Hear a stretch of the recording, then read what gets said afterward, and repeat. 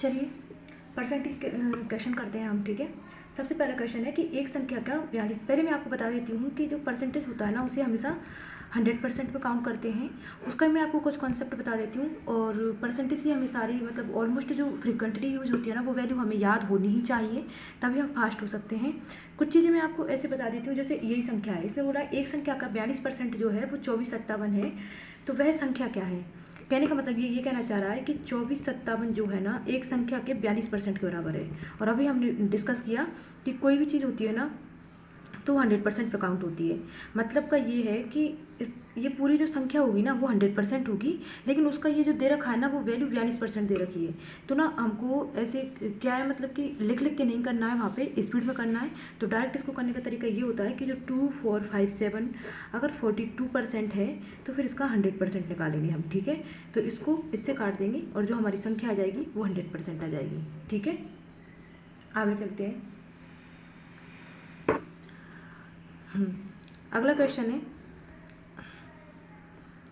देखिए एक परीक्षा में कुल विद्यार्थियों में से 30% हिंदी में अनुत्तीर्ण हुए, 45 इंग्लिश में, 20 दोनों विषय में अनुत्तीर्ण हुए। हमको क्वेश्चन पढ़ के समझ में आ गया है कि ये वेन डायग्राम वाला क्वेश्चन है। तो वेन डायग्राम में देखिए पूरा एक बॉक्स होता है, मैं आपको समझा देती हूँ।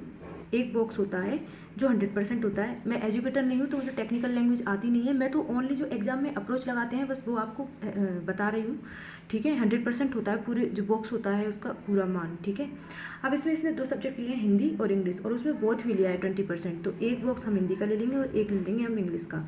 मान लीजिए हिंदी का है और ये इंग्लिश का है। उसने बोला है दोनों 20% अनुत्तीर्ण हुए दोनों सब्जेक्टों में। तो ये जो बोथ वाला है ना वो 20% लिख दिया मैंने, ठीक है। उसके बाद बोला है हिंदी में 30%, ठीक है, और इंग्लिश में 45%, है ना, ठीक है। अब हिंदी में 30% फेल हुए हैं, मतलब कि अब बचे ओनली हिंदी के 10% बचे हैं ओनली, क्योंकि उसने ऐसे नहीं बोला ओनली हिंदी में, उसने बोला है कि कुल विद्यार्थियों में से हिंदी में 30% फेल हुए हैं। अगर टोटल ओवरऑल 30% हिंदी में फेल हुए हैं तो ओनली हिंदी में 10 ही बचे ना, क्योंकि 20 तो ये आ गए, ये वाला मामला आ गया, ठीक है। ऐसे ही उसने 45% अगर इंग्लिश का बोला है तो ओनली इंग्लिश नहीं है, तो ओनली इंग्लिश के लिए ये पूरा जो सेक्शन है वो 45% है। तो इसमें से ये बोथ वाला सिस्टम हटाना पड़ेगा 20%। 20% हटाते ही यहाँ पे 25% बच गया, ठीक है ना। अब उसने क्या बोला है कि दोनों विषयों में उत्तीर्ण होने वाले, तो पास होने वाले, तो टोटल फेल और पास कितने हैं? 100% है हमारे पास, ठीक है। उसमें से अब दोनों विषयों में फेल कितने हो गए? 25%, 20% और 10%। 25 और 20 हो गए 45 और 10 55%। अगर दोनों विषय ये टोटल है फेल प्लस पास, उसमें से हम किसको हटा रहे हैं? फेल को हटा रहे हैं। तो हमारे पास बच कौन जाएगा? ओनली पास वाला, मतलब कि 45%, ठीक है। आगे चलते हैं। इसमें लिखा है 40 लीटर दूध और पानी के मिश्रण में 10% पानी है, नए मिश्रण में पानी को 20% बनाने के लिए कितना पानी मिलाया जाए। मतलब कि अब इसको क्वेश्चन को कितने ही प्रकार से किया जा सकता है। परसेंटेज के क्वेश्चन को आपका कॉन्सेप्ट जितना स्ट्रॉन्ग होगा उतनी ही प्रकार से कर सकते हैं, ठीक है। तो अब इसका सबसे सिंपल अप्रोच जो होता है ना, जिसमें हमको वैल्यू की मतलब कि देखिए मैं आपको यहीं पर करके बता देती हूँ। तो ये तो हमारा हो गया मिल्क और ये हमारा हो गया वाटर, ठीक है। अब उसने बोला है कि जो पानी है ना वो 10% है हमारा। अगर 10% पानी है तो 90% हमारा मिल्क रहा होगा, ठीक है। और इसने बोला है कि 10% पानी है और जो मिश्रण है वो कितना है? 40 है ना, मतलब कि ये 9:1 में है। और टोटल कितना है हमारे पास? 40 है। 9 और 1 10, 10 चौके 40, एक की वैल्यू 4 आ गई है। तो अगर एक की वैल्यू 4 आ गई तो 4 नाम 36 हो जाएगा ये, और मतलब कि 4 पार्ट हो जाएगा ये, ठीक है। अब उसने बोला है कि नए मिश्रण में पानी को 20% बनाना है, ठीक है। वाटर को कितना बनाना है हमें? 20%, है ना। तो कितना पानी मिलाया जाना चाहिए? कितना पानी मिलाया जाना चाहिए? मतलब उसने बोला है कि 10% से 20% करना है हमें वाटर को, और वाटर ही ऐड करना है। तो मतलब कि मिल्क के साथ उसने कोई भी छेड़खानी नहीं की है। अगर मिल्क को चेंज नहीं किया है हमारे, तो अब इससे एक कंक्लूजन निकलता है कि अगर वाटर को 20% बनाना है तो फिर अब मिल्क कितना रह गया होगा? 80% रह गया होगा, ठीक है। अब उसने वाटर ही ऐड किया है, कुछ क्वांटिटी में वाटर ऐड, मतलब कि वाटर ही ऐड किया है उसने। मैंने आंसर पहले ही लिख दिया, कोई दिक्कत नहीं, मैं अप्रोच तो समझा ही देती हूँ आपको। अब देखिए यहाँ पे ये कहना चाह रहा है कि जो 36 जो वैल्यू है ना वो पहले कितनी थी? 90%, ठीक है। और अभी वही वैल्यू कितनी है 80%, ठीक है 80% है। अब उसने ऐसा बोला है कि वाटर को हमें 20% बनाना है, तो अगर 36 की जो वैल्यू है वो 80% है तो हम 20% की वैल्यू निकाल लेंगे, तो 20% की वैल्यू हमारे पास आ जाएगी, ठीक है। तो 20 को अगर इससे काटेंगे 4 टाइम्स और ये 9 टाइम्स, मतलब कि 20% बनाने के लिए हमारे पास जो वाटर है ना वो कितना होना चाहिए 9 होना चाहिए, लेकिन अभी कितना है 4, टोटल कितना होना चाहिए 9, तो ऐड कितना करना है हमें 5, ठीक है। आगे समझ में, ओके आगे चलते हैं। आगे बोल रहा है एक सभागार में सीटों की संख्या में 25% की वृद्धि हुई है, ठीक है। 25% होता है हमारा 1/, तो 25% होता है वो हमारा होता है 1/4। तो जो सीटों की संख्या है मतलब कि नंबर ऑफ जो सीट्स है हमारी उसमें वृद्धि हुई है 25% की, मतलब कि 4 से कितनी हो गई है सीटें हमारी 5 हो गई हैं, ठीक है। 4 से 5 हो गई हैं सीटें हमारी। उसके बाद बोला है कि एक टिकट की कीमत में 12% की वृद्धि की जा रही है। अब जो टिकट की जो प्राइस है हमारी उसमें 12% की वृद्धि की जा रही है, मतलब कि पहले 100% होगी और उसको 112 कर दिया, ठीक है। तो उसने पूछा है कि राजस्व का मतलब कि जो टोटल रेवेन्यू है वो, ठीक है, कि टिकट की जो प्राइस है तो रेवेन्यू में कितनी % का इंक्रीमेंट हुआ है वो ये पूछ रहा है, ठीक है। अब देखिए नंबर ऑफ़ सीट्स और टिकट की प्राइस को अगर हम काउंट मतलब उनका प्रोडक्ट कर देंगे ना तो हमारे पास रेवेन्यू आएगा ना, कि एक सीट का मतलब मान लीजिए कि एक सीट है उसकी प्राइस अगर हमारे पास 100 रुपये है, ठीक है। अब 4 सीट हैं तो उनकी प्राइस कितनी हो जाएगी 400 रुपये। तो रेवेन्यू ही तो पूछा है उसने, है ना। तो रेवेन्यू कितना यहाँ पे कितना हो रहा है 400 और यहाँ पे कितना हो रहा है 500 और 12 देखिए 5 और 1 500 तो ये हो गया और 12 पंचे 60 यानी कि ये हो गया 560, ठीक है। तो परसेंटेज इंक्रीमेंट पूछा है, परसेंटेज इंक्रीमेंट हमारी जो मतलब कि जो मूल वैल्यू जो होती है ना हमारी उस पर ही निकालते हैं हम, ठीक है। अब कितने की बढ़ोतरी हुई, अब एक कॉन्सेप्ट और बता देती हूँ। अगर कुछ चीज़ बड़ा है तो हम छोटे वैल्यूज़ कंपैरिजन करते हैं, कुछ चीज़ घटा है अगर हमारा तो बड़े वैल्यू को नीचे रखते हैं, ठीक है। तो यहाँ पे बड़ा है तो छोटे वैल्यू को नीचे रखेंगे, एक तरीका ये भी होता है, ठीक है। तो 400 कितना बड़ा है 160 और 100 इंक्रीमेंट ही पूछ रहा है तो परसेंटेज में पूछ रहा है, तो 4 चौके 16 तो कितना हुआ ये 40%। आ गया कॉन्सेप्ट समझ में, है ना। और एग्जाम में करने का यही तरीका होता है, हम फॉर्मूले याद नहीं कर सकते हैं, फॉर्मूले हम कब तक याद करेंगे बताइए आप, ठीक है। आगे चलते हैं अगले क्वेश्चन पे।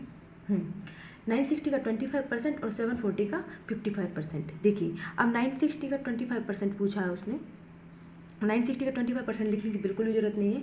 हमें पता है 25% 1/4 होता है, तो 960 को 4 से काट देंगे तो 4 दूनी 8 4 चौके 16, तो ये तो हो गया हमारा ये 740 का 50%, तो इसको सिखाने की ज़रूरत है।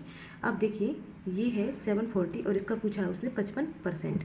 देखिए इसको दो तरीके से निकाल सकते हैं 740 का 55% निकालने के लिए। अब देखिए मैं आपको बताती हूँ 55%, 5% हमारा कितना होता है 1/20।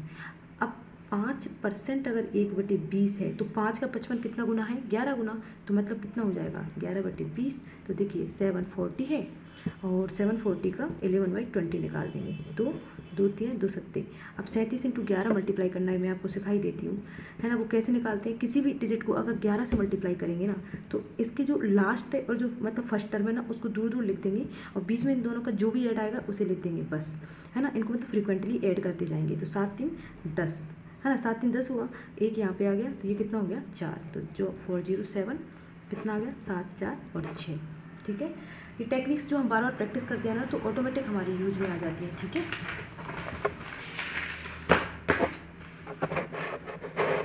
चलिए आगे चलते हैं नेक्स्ट क्वेश्चन पे। किसी संख्या के 30% के 2/5 के 1/4 15 है, उस संख्या का 20% निकालना है। देखिए इसमें कुछ भी नहीं करना होता, डायरेक्ट क्या करना है, कोई भी संख्या मान लीजिए, दिमाग में लगाना x है, उसका 30% यानी 3/10 है, फिर उसका 2/5 है और इसका 1/4 जो है वो हमारा कितना है 15 है, और उसका ही फिर हमें 20% निकालना है। कुछ भी नहीं करना। देखिए 3 से तो ये 5 कट जाएगा, कट गया, 2 से ये 2 कट गया, 10 पंचे 50, 50 दूनी 100 और 100 का 5, तो ये 500 हमारा x निकल गया है और उसी का हमें 20% निकालना है, ठीक है। 20% 1/5 होता है, मतलब हमारी संख्या आ जाएगी 100, ठीक है। ये परसेंटेज से इतने ईजी हो जाते हैं, हम आगे भी कुछ लगाते रहेंगे। इसमें मैंने परसेंटेज से स्टार्ट किया है ताकि जो भी मुझे कंटिन्यू फॉलो करेगा ना तो उसको ये वाली अप्रोच पता हो, तो आगे कैसे कैसे हम इन चीज़ों को लगा रहे हैं वो भी पता रहे, ठीक है। एक संख्या का 64% 2592 है, उस संख्या का 88% निकालिए। अब देखिए इसमें ये कहना चाह रहा है कि जो ये जो 2592 जो है ना, किसी भी संख्या का 64% है, और उससे पूछा कितना है 88%। हम डायरेक्ट निकाल सकते हैं, ठीक है। यहाँ पे अलग नहीं जाना, बस इसको काटेंगे तो उस संख्या का 88% आ जाएगा, ठीक है। आगे चलते हैं, जहाँ पर कुछ अच्छा सिखाने लायक होगा मैं ज़रूर बताऊंगी, ठीक है। एक संख्या के 54% और उसी संख्या के 26% के जो बीच का जो डिफरेंस है ना, वो 22526 है, और उस संख्या का 66% निकालने के लिए बोला है। इसमें भी कुछ नहीं करना, डिफरेंस है ना, तो 54% और 26% का जो डिफरेंस है वो आ जाएगा 28%, और जो 28% की जो वैल्यू है ना वो 22526 दी है, मतलब कि ये 28% है। अब पहले आप 100% निकालोगे, उसके बाद उसका 66% निकालोगे, इसके लिए आप डायरेक्ट यहाँ से 66% भी निकाल सकते हो, ये हमारा डायरेक्ट आंसर आ जाएगा, ठीक है। अब आगे चलते हैं, है ना। इसने बोला है कि मीना ने एक म्यूचुअल फंड में 72,318 रुपये का निवेश किया, जो उसकी वार्षिक आय का 17% है। अब देखिए यहाँ पे लैंग्वेज को ध्यान देने की ज़रूरत है, नहीं तो छोटे छोटे क्वेश्चन से हमारी बड़ी बड़ी गलतियाँ हो जाती हैं। देखिए म्यूचुअल फंड जो है उसमें जो वैल्यू है ना उसकी इतनी है, ठीक है, और यही वैल्यू उसके वार्षिक आय का 17% है, मतलब कि वैल्यू कितनी है, 17% के बराबर है वार्षिक आय। उसने एनुअली बोला है, तो ये एनुअली का 17% है, लेकिन अब हमारी जो ये वैल्यू आएगी ना वो वार्षिक आएगी, है ना। जो भी वैल्यू आएगी वो वार्षिक आएगी, है ना। और फिर उसको मासिक यानी कि उसको मंथली निकालने के लिए हमें फिर से 12 में डिवाइड करना पड़ेगा, तो फिर से 12 में डिवाइड करने की बजाय हम यहाँ पे ही उसको 12 से डिवाइड कर देंगे, तो इसकी जो 17% की वैल्यू है वो तो आ जाएगी यहाँ पे हमारे पास 100 के बराबर आ जाएगी, और 100 के बराबर जो हमारी वैल्यू आएगी ना वो हमारी एनुअली वैल्यू आएगी, और एनुअली को 12 से डिवाइड करते ही हमारी जो वैल्यू आएगी वो मंथली आ जाएगी, ठीक है। यही कॉन्सेप्ट था इसमें, मतलब सिली मिस्टेक इसमें यहीं पे होती है, हम 12 से डिवाइड करना इसको भूल जाते हैं, ठीक है। नेक्स्ट क्वेश्चन में उसने बोला है कि विराट ने अपनी आमदनी का 14%, ठीक है, 14% तो बिजली पे है ना, तो जो 14% है वो लाइट पे कर दिया, 28% जो है। अब देखिए इसमें आगे भी कॉन्सेप्ट आएंगे, तो कहाँ सिली मिस्टेक होती है वो भी मैं आपको बताऊंगी। उसने ऐसे बोला है कि 14% बिजली पे, 28% रेंट पे, और जो 18% है ना वो खरीदारी पे खर्च किया है। उसने ऐसे ये वाली लैंग्वेज यूज़ नहीं की है कि 14% लाइट पे, फिर बचा उसका 28% किराए पे, और जो शेष बचा उसका 18% खरीदारी पर, नहीं। इससे सारी वैल्यू अलग अलग दी हैं, तो अलग अलग दी है मतलब कि 8 और 8 16 और 4 20 और 2 4 6, मतलब कि ये वैल्यू टोटल 60% हो गई, है ना। इसने शेष ऐसे नहीं बोला है। उसके बाद इसने यहाँ पे वो लैंग्वेज यूज की है कि शेष का जो 1/4 है ना वो 5125 है हमारे पास, अब बोला है, तो ये तो यहाँ पे इसने खर्च कर चुका। अब बचा कितना हमारे पास 40% का भी 1/4 यानी कि 10%, और 10% जो वैल्यू है ना वो कितनी है, 10% वैल्यू वो है 5125, है ना, 5125 है, तो इसकी जो 100% है वो हमारे पास कितनी हो जाएगी, 512500। और उसने बोला है कि उसने बिजली पर कितना खर्च किया, तो बिजली पर हमने किया था 14%, तो हम डायरेक्ट ऐसा भी कर सकते थे कि 100% ना निकाल के, है ना, 100% नहीं निकालते, इसका डायरेक्ट 10% ये है, 14% ये आ जाएगा, ठीक है। आई होप आपको कुछ अप्रोच जो है वो अच्छी लगी होगी। आगे ही आपको अगर कुछ चाहिए ना ऐसे तो मेरे को कमेंट करके बता देना, मैं और कुछ अपलोड कर दूँ, ठीक है। Thank you.